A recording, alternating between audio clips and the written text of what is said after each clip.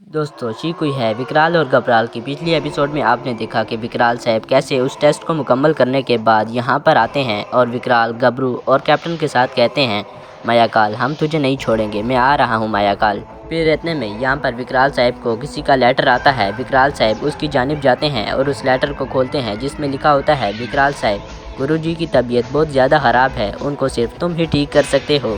फिर विकराल साहब बोलते हैं ये नहीं हो सकता। फिर इतने में ही लेटर में लिखा होता है कि मज़ीद उन्हें बचा लो विकराल, उन्हें बचा लो। फिर इसके बाद विकराल साहब अफसरदा होते हैं। फिर विकराल साहब बोलते हैं मैं गुरुजी को इस हालत में छोड़कर मायाकाल के पीछे नहीं जा सकता, कहीं हम मायाकाल के पीछे जाते जाते गुरुजी को न खो बैठें। फिर कैप्टन बोलता है विकराल लेकिन तुम गुरुजी को बचाओगे कैसे। फिर इतने में विकराल साहब सोचों में बढ़ जाते हैं और एक किताब की जानिब जाते हैं और उठा कर लाते हैं। वो दरअसल जादुई किताब होती है। फिर विकराल साहब उस किताब से मुंतहिब होकर कहते हैं कि गुरु सत्याचार की तमाम शक्तियाँ चली गई, कोई ऐसा उपाय बताओ जिससे उनकी तमाम शक्तियाँ वापस आ जाएँ। फिर उसके बाद वो किताब एक घोड़े की तस्वीर दिखाती है जिसे देखकर विकराल साहब थोड़े हैरान होते हैं। उसके बाद वो किताब बोलने पड़ जाती है विकराल ये एक मायावी घोड़ा है, अगर तुम गुरुजी की शक्तियाँ दोबारा से बहाल करना चाहते हो तो तुम इसका एक बाल का टुकड़ा पीस कर तुम्हें गुरुजी को खिलाना होगा जिससे उनकी तमाम शक्तियाँ वापस आ जाएंगी।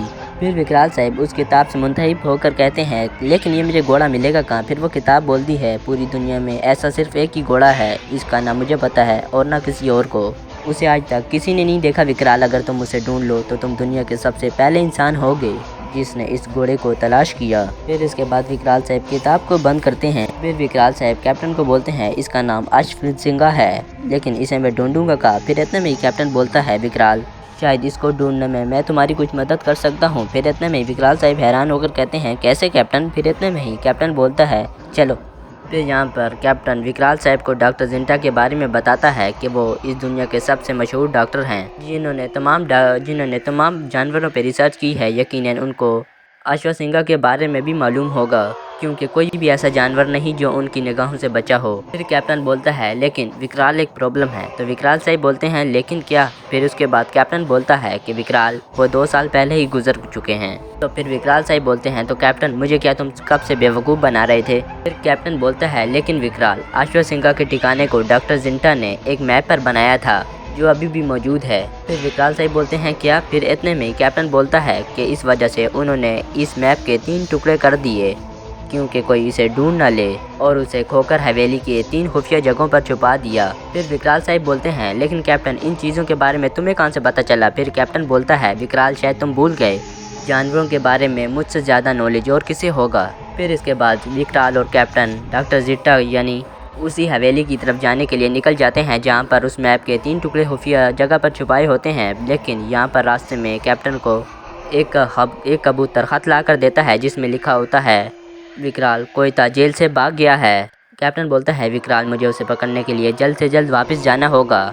फिर कैप्टन बोलता है तुम इस मामले को सुलझाओ, मैं उस मामले को सुलझाता हूँ। फिर विकराल साहब बोलते हैं जाओ दोस्त, यहाँ तक साथ देने के लिए बहुत बहुत शुक्रिया। फिर इतने में ही कैप्टन बोलता है दोस्ती में नो थैंक्स नो सॉरी। फिर इसके बाद विकराल साहब और गबरू उस हवेली की तरफ निकल जाते हैं और कैप्टन कोयता की जानिब निकल जाता है। जैसे ही विकराल और गबरू उस हवेली के अंदर पहुंचते हैं तो इतने में ही पीछे से कोई दरवाज़ा बंद कर देता है। विकराल साहब पीछे देखते हैं तो दरवाज़ा लॉक हो जाता है, किसी ने बाहर से लॉक कर दिया।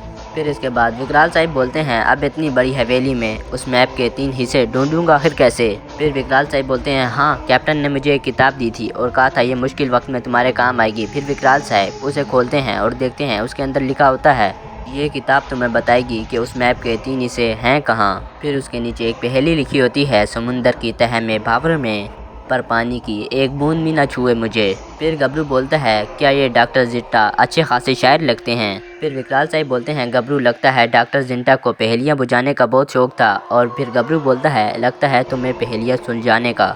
फिर इतने में विकराल साहब बोलते हैं पर गबरू इस हवेली में समुंदर कहाँ से आ गया और इसमें लिखा है समुंदर में रहकर पानी न छुए, ये मामला मेरी सोच से बाहर है। फिर विकराल साहब उस पहेली के मज़ीद तह तक जाने के लिए उस हवेली के अंदर जाते हैं। मज़ीद ढूंढते ढूंढते विकराल साहब एक दीवार से फ़ोटो की पेंटिंग को हटाते हैं और उसके पीछे एक जगह होती है जिसके अंदर विकराल साहब हाथ डालते हैं और उसके अंदर एक सोने की टूटी हुई प्लेट निकलती है जिस को देखकर गबरू कहता है विकराल ये सोना है ना, मुझे दे दो, वैसे भी तुम्हारे किस काम का। फिर इतने में विकराल साहब उसके पीछे देखते हैं और उसके पीछे एक और पहेली लिखी होती है सूरज के दिल में अटकी है मेरी जान, दीवारों के भी होते हैं कान। फिर विकराल साहब बोलते हैं कि डॉक्टर जिंटा तो बहुत ही मशहूर शायर लगते हैं। फिर इतने में गबरू बोलता है ये सूरज कौन है विकराल। फिर विकराल साहब बोलते हैं पहले समुंदर अब सूरज। फिर विकराल साहब बोलते हैं गबरू चल ढूंढ सूरज की तस्वीर, शायद हो कोई सूरज की तस्वीर जिसे हमें देख के कोई आइडिया मिल जाए।